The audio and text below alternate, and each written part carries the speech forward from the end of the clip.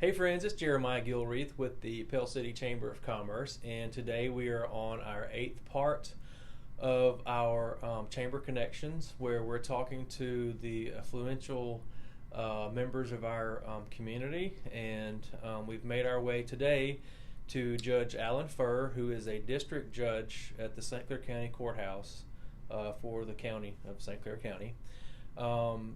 Judge Furr, I know you're a busy person, and we're very grateful to have just a few moments of your time to learn not only about the things that go on in St. Clair County, but about you as a person. So thank you for taking time today to talk to us. Well, I appreciate that. Thank you for asking. Yes, sir. So tell us about Judge Furr. How did you get to be in the position you're at now, as far as I know you're a very active person. You have hobbies. Oh, yeah. We were just talking about music, and musician, and tell us about your life and where you're at now. Well, my wife Sandra and I live here in the Pell City area, out on Logan Martin, with a dog and 3 cats. Okay. And I practiced law here in the county, I guess since 1994. In 2011, the district judge who was sitting in place 1 was appointed to an open seat on the circuit court. The governor at the time appointed me to take the vacant seat that was opened by that. So that's how I became the district judge for place 1, and then after the appointment subsequently ran and was elected to that. And I guess this October will make 10 years that I've been on the bench. But prior to that, practiced law here in the county. Okay. Now, as far as your professional career, you've been an attorney, then you became a judge. Yep. Go back to what we were talking about earlier, which you guys, I'm sorry to even say that because you weren't here, but you started as a musician as a teenager. Yes. And so one of your hobbies is, well, I don't know if you call it a hobby or a job, but you were a guitar player for a band called the Wingnuts. That's right. So tell us about that. Yeah. Well, I started playing professionally or semi-professionally when I was 14. Played in bands in the Montgomery area, and then really all over, especially South Alabama. Got into church music, I guess when I was about 17 or 18, and then spent quite a few years as a church musician. In fact, even up until about 3 years ago, I was the worship leader for First Baptist Church Asheville. And I did church music for a number of years. In 2011, a good friend of mine, Donnie Todd, came to me and said he was trying to put together not really a concert, but basically some music for a Civil Air Patrol conference that was happening here in Pell City. And he knew that I played guitar and wanted to know if I'd be willing to help him out. So he and I and a couple of other folks, Glenn Wilson, Larry Davis, Mickey Farmer, I think we learned about 10 songs. It was going to kind of be just a one-off sort of deal. We would do these songs for the Civil Air Patrol, have a lot of fun, and that was going to be the end of it. And so we learned the songs, we played for the event, and then afterward somebody called and said, "Hey, I heard you guys played for the Civil Air Patrol, could you play for us?" And we're like, "Sure, be glad to do it." And it just continued. And so the Wingnuts have been together for since 2011, and we've played shows all over Alabama, played some stuff in the Atlanta area, Panhandle of Florida. Wow. So it's been a lot of fun. We do a lot of corporate and commercial types of events. Everything from the Alabama Bar Association to Civil Air Patrol conferences, Alabama Education Technology Association, just you name it, we do it. Right. So not only are you an accomplished musician, you also do some photography? Yes and no. Okay. Actually, for years I was the unofficial photographer for the Asheville Bulldogs. I went to all the Asheville football and basketball games, and I would meet Gary Hanner on Sunday morning at the Crystal here in Pell City. I would shoot a game on Friday night, get my film developed. This was before digital camera, and I would meet Gary on Sunday mornings after church. He would look at the photos, select one or two, and choose the ones he was going to publish. And so I enjoyed sports photography. The camera collection really started by accident. There's a camera right here over my shoulder that belonged to my grandmother, and there was a photograph of me when I was 2 years old. My parents lived in a sharecropper shack down in Rutledge, Alabama. There was a photo of me in overalls on the porch of that shack, and I always liked that picture. And so one day I said, I'd really like to have that photograph, and my grandmother said, would you like the camera that took it? Wow. So the little brownie is the camera that took the photograph, and I put it in my office back in 93 or 94 just because I liked it. And a client came in one day and saw it, and I think assumed that I was collecting cameras, and came back and brought me 2 or 3. And so the collection kind of grew from that. And so I've got, I don't know how many here, and then I have an office over in Asheville, and it's full of cameras. So that was sort of an accidental collection. Right. And as far as photography, I have seen you on the cover of a local St. Clair County magazine before as well. I did not take those photographs, but yes. I've had the privilege of being on Discover magazine twice. Once, I think, in 2011, after we did a show at the Center for Education and Performing Arts. There was a photograph done, I think, by Wally Bromberg that Carol Pappas and her team put on the cover. And then my time is kind of getting away. I want to say 2 years ago, maybe, Carol called and I asked about surfing, which is a activity that Sandra and I have learned to do. And so she and her photographer came out and shot some photos, and lo and behold, a picture of me on the front of Discover again on a surfboard. So okay, awesome. So you're a well-rounded individual, and I think it's good for people to get to know you as a person, because if they know you as the judge, sometimes that may have a stigmatism that goes with it. You think? So to get to know you as a person, to know that you are, you athletic, you also were a pilot, right? And you have a human side to you rather than just banging the gavel and handing down a sentence. I mean, most judges really do have a human side. Well, yes, but yeah, sometimes you get tagged with a label, right? And people say judge, and some people do get a little bit maybe freaked out about that, and and there's sometimes a perception that that's all he does. He lives in that little box, and right. That's not the case at all. It's not the case at all. Right. Now there are other judges in this county, in this courthouse, yes, your district. There's I am also district. Circuit. Yes. And probate. That's correct. In this building. Yes. Can you tell us the basic differences between those judges and what they do? Sure. Our probate judge is Mike Boland. The probate court, in addition to car tags and renewing your license and things like that, is charged with the duty to handle filings of important documents, deeds, mortgages, those kinds of things get filed in that office. A lot of those are ministerial types of functions. He also has I'm going to call it a judge type function in dealing with probate estates. He is the judge that will handle most mental competency types of things where you need a guardianship or conservatorship, or if you have somebody that needs to be committed for mental health care.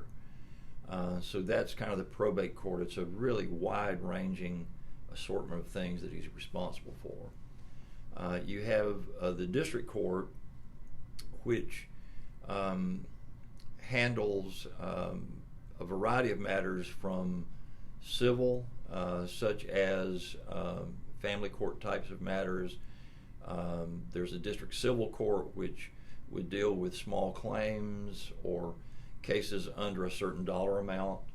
They would be brought there. Judge Minor oversees that part of our court. A part of the district court, there's also a criminal component. That's the side that I deal with almost exclusively.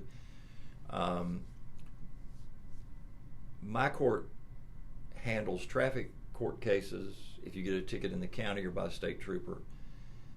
Also misdemeanor cases, which are criminal acts or violations that do not amount to a felony. And a felony would be any case where you could get a year and a day or greater in terms of a sentence. So if it's a harassment case, that case falls squarely in my jurisdiction. Now, all felony cases originate here. If a person gets charged with a felony case, that case would start here as a district court case, and my jurisdiction is limited there. I can, in a felony case, grant you a preliminary hearing. I did 2 of those yesterday on a murder case, where the defendant is brought into court. The state has to prove that there is some probable cause to send this case on to a grand jury and possibly for an indictment to the circuit court. So I can do a preliminary hearing on a felony case. I can also take pleas. And that's kind of the area that I was interested in 2011 because historically in the district court, not just in St. Clair County, but almost anywhere except Jefferson, cases just kind of trickled through the district court and then went on to circuit. The problem that we were having back then is that a large number of your district court cases are drug related. Okay. If it's a drug case, then before the state can prosecute that case, they have to have forensic analysis. And if you've been reading the news over the past 10 or 20 years, our forensics department in Montgomery is really swamped, as you can imagine, with all the cases and the materials that come through their office. So what was happening is you had a lot of cases coming through the district court. They weren't pleading them. They were going on to the grand jury and then ultimately to the circuit court. Well, the DA then has to wait until he gets the analysis back to determine whether or not he can prove that the substance was methamphetamine or cocaine or whatever. So I was interested in seeing if we could not settle as many felony cases as possible here.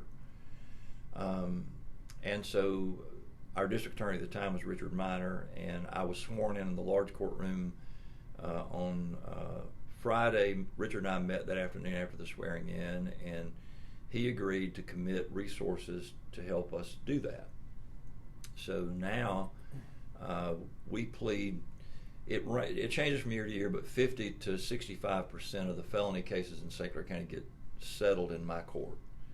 So that keeps a large percentage of those criminal cases from going to circuit, which requires that they go through the grand jury process into the circuit. It frees the circuit judges up to do the more serious cases.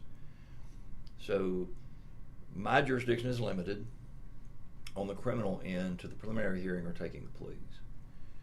Once it comes out of a grand jury, then a felony case would go to the circuit judges. That would be Judge C and Judge Wethington. They would handle the more serious criminal cases, like the murder case that I heard yesterday for prelim. I bound that case over to the grand jury. At some point, the grand jury will consider it. There may be an indictment. If there is, then it would land with either Judge C or Judge Wethington.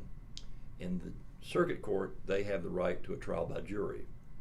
District court, we don't do jury trials. It's all bench. Okay. So in the circuit court, they take the felony criminal cases, and they take the serious civil actions, a major car wreck, personal injury, wrongful death kinds of cases. Domestic relations divorces are filed under a DR designation, but they are circuit civil. In our court system years ago, our presiding district judge assigned divorces to be divided among the judges. So when I first came on the bench, a fourth of the divorces in the county came to me.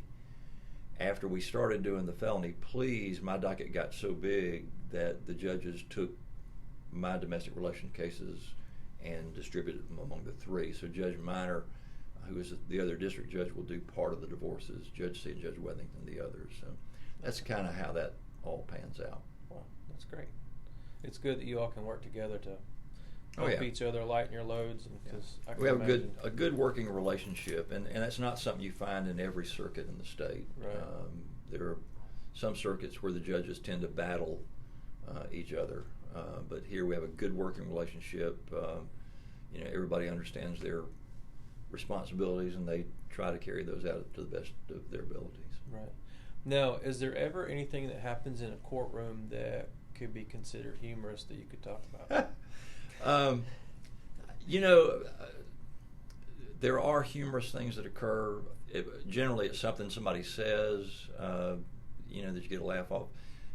Probably the most memorable for me was I was in court one day, and we had a gentleman that was non-compliant with the terms of his bond. And so I called him up to the bench, and we had a hearing. I remanded him to the custody of the sheriff. So my bailiff put the handcuffs on him, and when they take somebody into custody, they do sort of a cursory search there at the bench, and then they'll do a more detailed search before they take him into custody. Well, as the deputy was patting the gentleman down, he felt something in his pant pocket, so he reached and pulled out a bag of dope.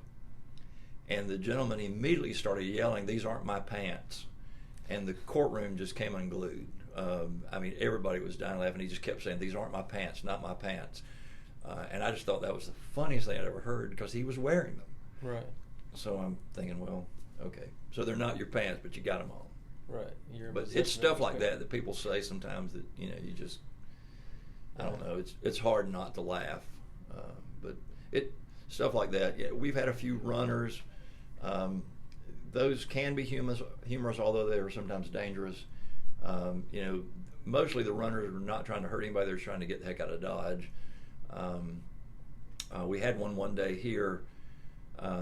He literally bolted from the courtroom faster than any running back Nick Saban has ever seen.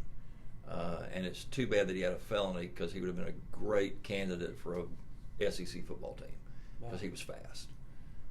But it's that kind of thing that will occur. Right.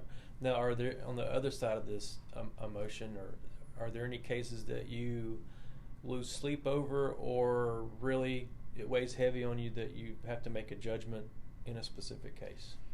That's really a two-parter. Being a judge is, in some instances, like any other job. You have to understand your role.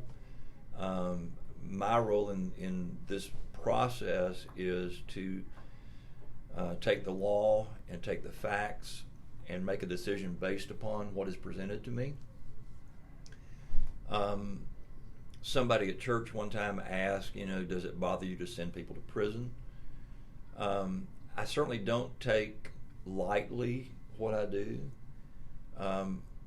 but at the same time, I have to understand that if I do my job, if I take the law as it stands, and I take the information that I have, and I make a decision, then I've done my job. Now, the consequence of that certainly can be life-altering, which I understand. But as I shared with the individual at church that day, most of the people, I'm going to say all the people, that have come through my court and wind up in a penal institution have put themselves there. Right. The voters of St. Clair County just gave me the power to make that happen, if that makes sense. Right. Sending people to prison is not something that I relish, but people who do things that create a condition to where, as a judge, that's what I ultimately do, I can't lose sleep over that because I didn't put them in that position. The things that bother me, and this is really a fairly recent case. I had a young lady in the end of June who came into my court on a felony case that was drugs. And we all knew, the DA knew, her defense lawyer knew, I knew that this young lady had a serious drug issue. We have several programs that we try to help people with. There are a number of different drug rehab types of facilities around. And we're always open when we know somebody has a dependency problem to try to find help. This lady, her last name was Green. She needed help, and I had a conversation with her from the bench. She admitted that she had a problem, and we discussed her need. So I entered an order that she entered a plea agreement, and I entered an order that directed that she go to a drug rehab facility. And so she was transported to rehab. She was only there a couple of weeks, and she left. And within, I think, about a week of her leaving, before we could find her and put her back in jail and then deal with it, she overdosed. So the cases that worry you are the ones like that. They're nonviolent types of situations. These are not people who, are at least not now breaking into your house or stealing your catalytic converter or whatever. Those cases where they need help,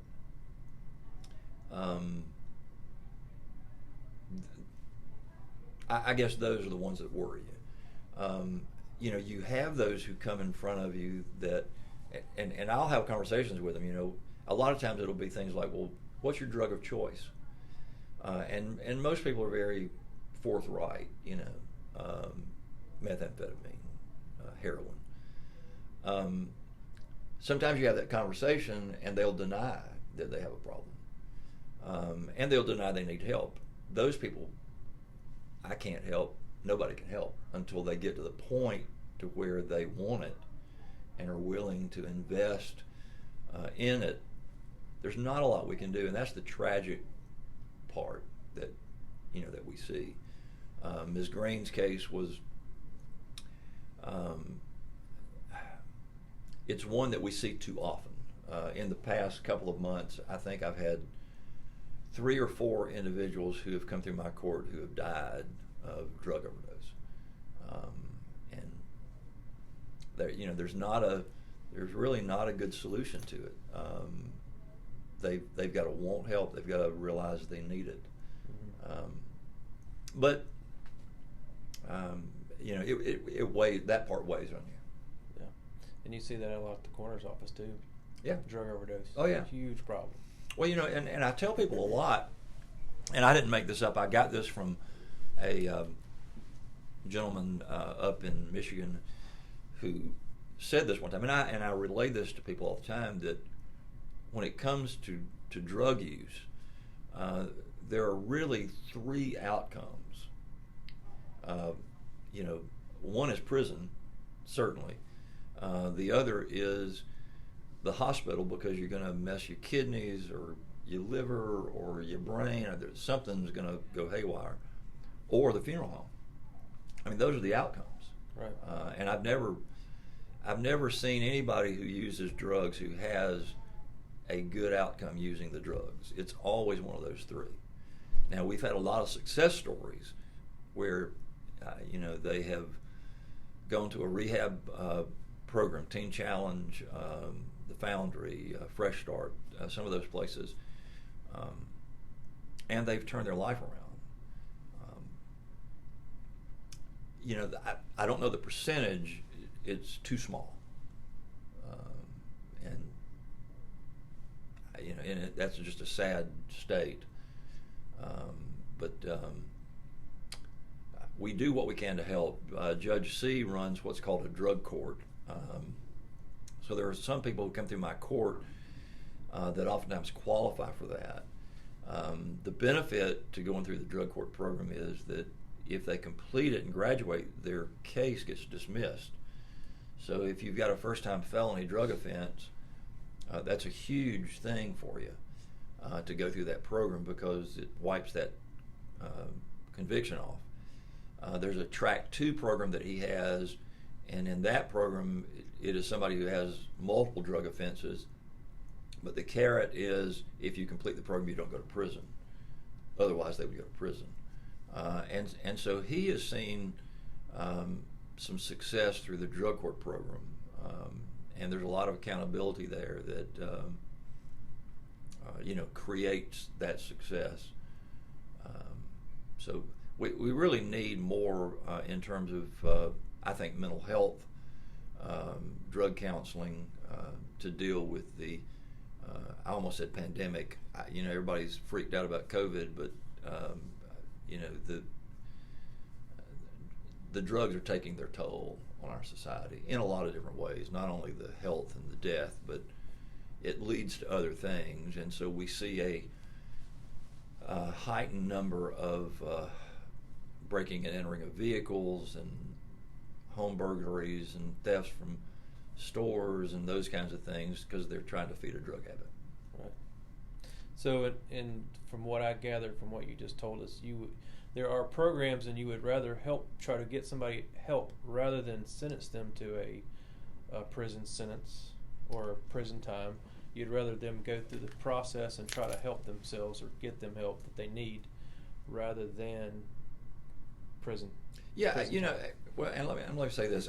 I'm a member of the Alabama Sentencing Commission, and years ago the commission, in some of its work, recommended our legislature adopted what are called sentencing guidelines, and that resulted from the understanding and the acknowledgement that some crimes, drug crimes, for instance, possession of marijuana, possession of a controlled substance, those are typically nonviolent types of crimes, and so there were sentencing guidelines created to try to help divert those types of situations to other remedies, whether it be drug rehab, drug courts, probation.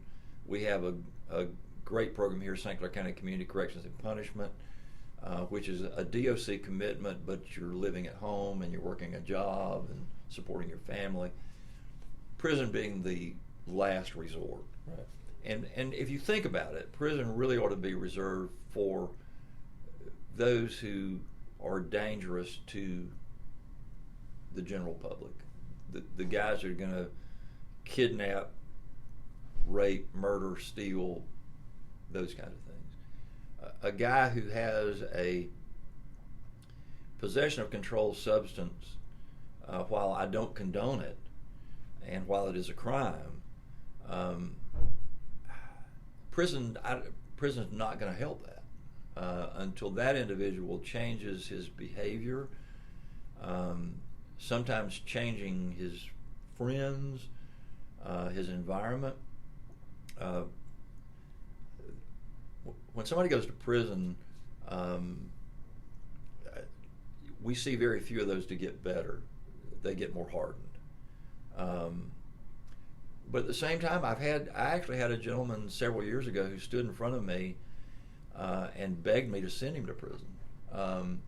he had a terrible heroin habit, and he had a terrible criminal history too. The district attorney had worked out a plea agreement for this particular individual that involved a drug rehab program and potentially probation. But he literally begged me to go ahead and send him. And when I asked, he said, because I'm going to die if you don't put me there. And he had really come to a recognition that his heroin habit had gotten so bad that if he was not in a place where he could not get it, he felt like he was going to die. That's the only person that's ever begged me to send him. But I thought it was quite telling that he felt like prison is the safest place for me. That was his only option. That is a heck of a statement to make. Yeah. But you know, a lot of people, you know, out in Facebook land, you know, like to tout, send them all to prison. And while that may sound really good, and it may sound good for a sheriff or a district attorney or even a judge to say I'm all about law and order, you just got to figure that on a lot of the drug cases, there are other issues going on there that you need to work at first. Prison should be a last resort in those cases. Right. Now again, you know, if you look through the record, you'll see that Judge Furr sent a lot of people to prison who had drug convictions, but they have worked themselves there. And you know, we can only do so much, but that's kind of the lay of the land. Right.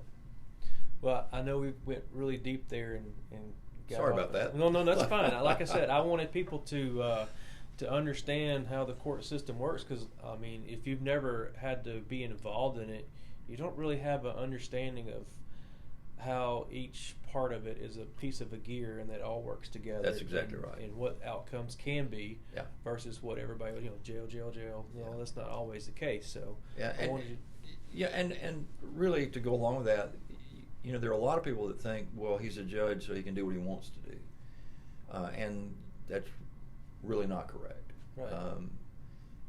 I have to operate within the confines of the law, and so whatever the law is, that's what, you know, I have to do. I had somebody with a boating case the other day. That's one of my, I live on the lake, and I'm on the lake a lot, and I see a lot of people operating vessels who don't appear to understand the rules. Right. So I had a guy not too long ago who was in court railing because I found him guilty for operation of his vessel without a cutoff, without a lanyard. I mean, that's the law. You know, I don't know what to tell you other than the fact that you were cited for this, the state was able to prove this, and you're guilty. Right. So I have to operate in those confines, and so, you know, there's sometimes that I might want to do something totally differently, but the law won't allow that. So I do what I'm supposed to do. I hear you. That's what integrity is all about. Doing what you're supposed to do, whether it's popular or unwanted. It's you have to do it. You know. Yeah, you'll read about it on what's happening in Pell City, but anyway. Yeah. Was there anything else you'd like to add to the conclusion of our interview? Or? I really appreciate y'all coming by today, yes, and I hope everybody supports the chamber members and spend some time spending money in Pell City. That's right, always. And we appreciate your time. Like I said, I know you're busy and you have things going on, but it's great to sit down with our leaders and get to talk to you and get to know who you are and what you do and get it on a deep level, and so that we have some understanding about how things operate within our community. So that's the purpose of these interviews. But thank you so much. We appreciate your time. It's my pleasure. Guys, we hope you enjoyed this interview, and we look forward to the next one. So thank you so much for watching.